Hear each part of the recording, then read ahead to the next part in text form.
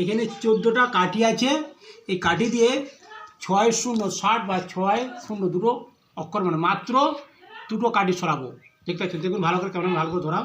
দেখো এখানে 14টার মতো কাঠি আছে। দেখা গুনে দিচ্ছে 1 2 3 4 5 6 7 8 9 10 11 12 13 14, 14টার মতো কাঠি আছে। একে 6 0 মাত্র দুটো কাঠি ছেড়ে 0 2 6 আর 0 মানে 60 বা 6 0 করতে হবে। দেখুন কেমন ভালো করে দেখো, দুটো সরাচ্ছি। কোন দুটো সরালাম? তাহলে দেখো ফার্স্টে সরাচ্ছি এইটা, একটা সরালাম দেখতে পাচ্ছেন, আর একটা, তাহলে এখনও দুটো শূন্য আছে, একটা শূন্য তো আউট করলাম। একে 6 0 60 বানাতে হবে।